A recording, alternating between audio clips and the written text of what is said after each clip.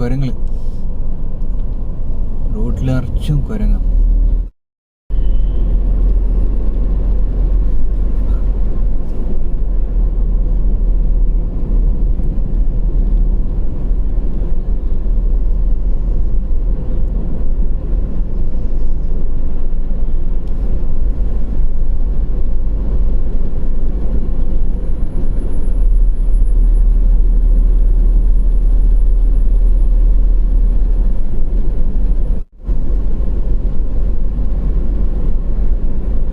ആദ്യമായിട്ടാണ് ഈ വയനാട്ടിൽ നിന്ന് ഗുണ്ടൽപേട്ടും ബന്ദിപ്പൂറൊക്കെ പോകുന്നത്.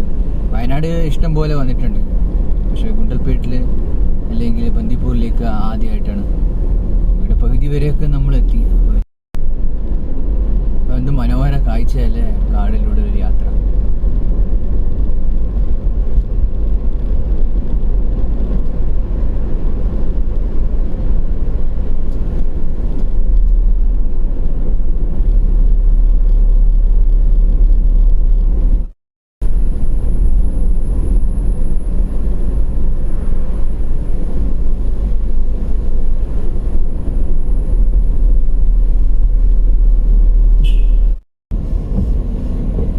നമ്മളിപ്പോൾ വയനാട് കഴിഞ്ഞു, കർണാടകയിലേക്ക് കയറിയിരിക്കുകയാണ്. അപ്പോൾ ഇനി കർണാടക ഫോറസ്റ്റാണ്. ഈ കാണുന്നതൊക്കെ മനോഹരമായ കർണാടക ഫോറസ്റ്റാണ്.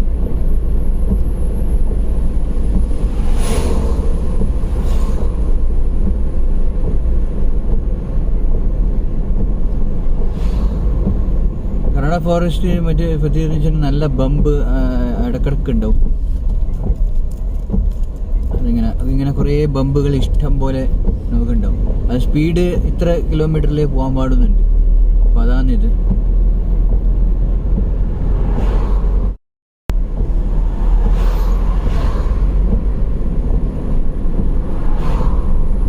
ഇതുവരെ മൃഗങ്ങളൊന്നും കാണാൻ പറ്റിയില്ല, കാരണം ഇത് മൃഗങ്ങൾ ഇറങ്ങുന്ന സമയമല്ല.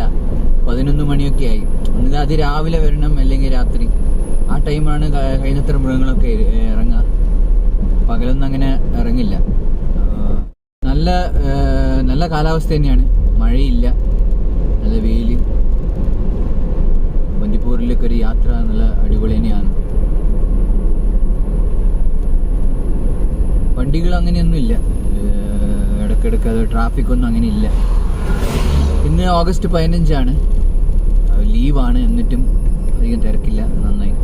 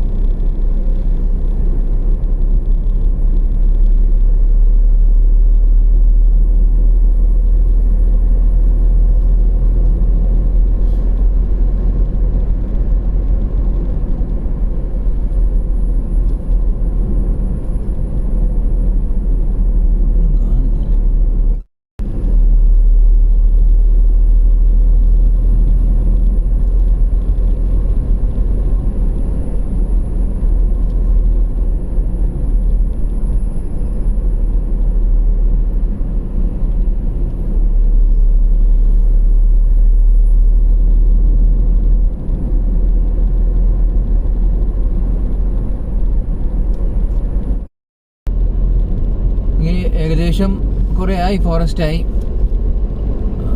മുത്തങ്ങയൊക്കെ കഴിഞ്ഞ് കാണും. എന്തായാലും ഇനിയൊരു മണിക്കൂർ 50 മിനിറ്റാണ് ഇതിൽ കാണിക്കുന്നത് ഗൂഗിൾ മാപ്പിൽ. അപ്പോൾ നമുക്ക് നേരെ കാട് ഇതിൻ്റെ ആസ്വദിച്ച് അങ്ങ് പോകാം.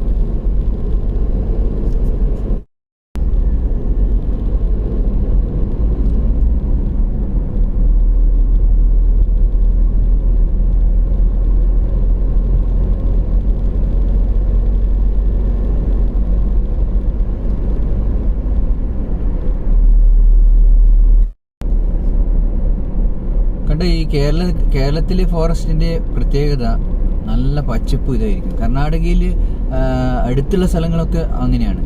ഞാൻ കബനി പോയിട്ടുണ്ട്. കബനി പോയപ്പോൾ ഇങ്ങനെ പച്ച കളർ ആയിരുന്നില്ല, കംപ്ലീറ്റ് ഉണങ്ങി ഇതായിരുന്നു.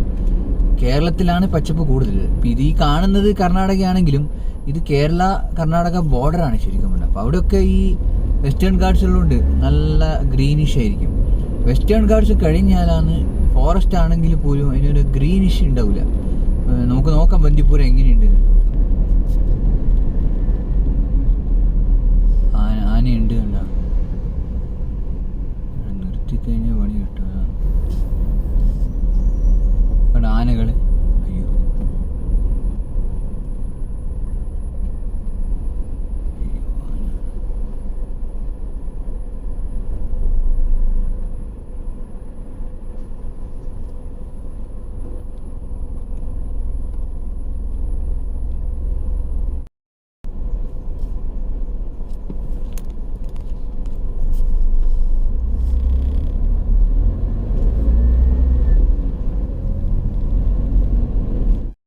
ഗൈസ്, അവസാനം നമ്മൾ ആനേനെ കണ്ടു. നിർത്തേണ്ട ആവശ്യം വന്നിട്ടില്ല.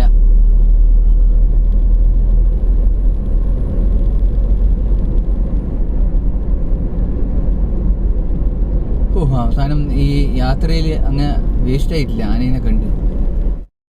അവസാനം നമ്മളൊരു ആനേനെ കണ്ടു. ആനയെ കാണുന്ന പ്രതീക്ഷയില്ല, ഈ സമയത്തൊന്നും ഇല്ലാത്തതാ. കറക്റ്റായിട്ട് നമ്മൾ റോഡിൽ സൈഡിൽ തന്നെ നിൽക്കുന്നുണ്ടായിരുന്നു. കുറച്ചും കൂടി എടുക്കണമായിരുന്നു, പക്ഷെ ആന വളരെ റോഡിൻ്റെ അടുത്തായിരുന്നു.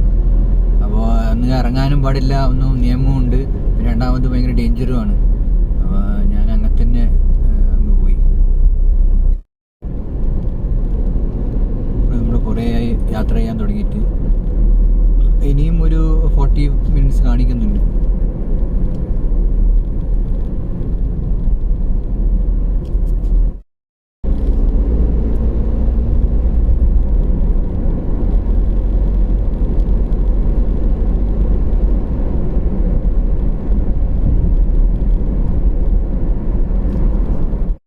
ഇവിടുന്ന് ഇനിയും 15 കിലോമീറ്ററാണ് ഗുണ്ടൽപേട്ടിൽ നിന്ന് കാണിക്കുന്നത്. അപ്പോൾ കർണാടക തന്നെയാണ് ഇത് തോന്നുന്നു.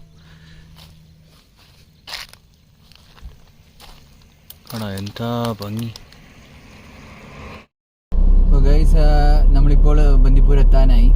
ഷോർട്ട് കട്ട് ആണ് മാപ്പ് കാണിച്ചത്. അപ്പോൾ ഗുണ്ടൽപേട്ട് പോകാതെ ഗ്രാമത്തിൻ്റെ ഗ്രാമങ്ങളിലൂടെ ഞാൻ യാത്ര ചെയ്തു. റോഡൊക്കെ ഇച്ചിരി മോശമായിരുന്നു. അപ്പോൾ അങ്ങനെ കുറേ കിലോമീറ്റർ സേവായി. ഗൂഗിൾ മാപ്പാണ് കാണിച്ചത്. അപ്പോൾ ഞാനിപ്പോൾ റിസോർട്ടിലേക്ക് എത്താറായി. അതിനുശേഷം സഫാരി.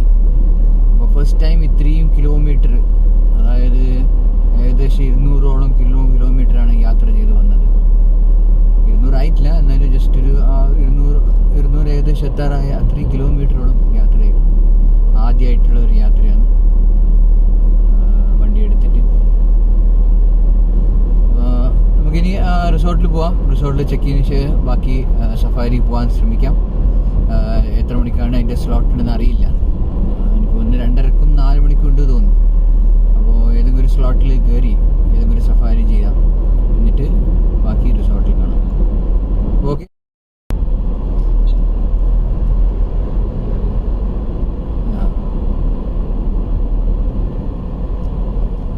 ഗൈസ്, ഇതാണ് ബന്ദിപ്പൂർ എത്തി. വെൽക്കം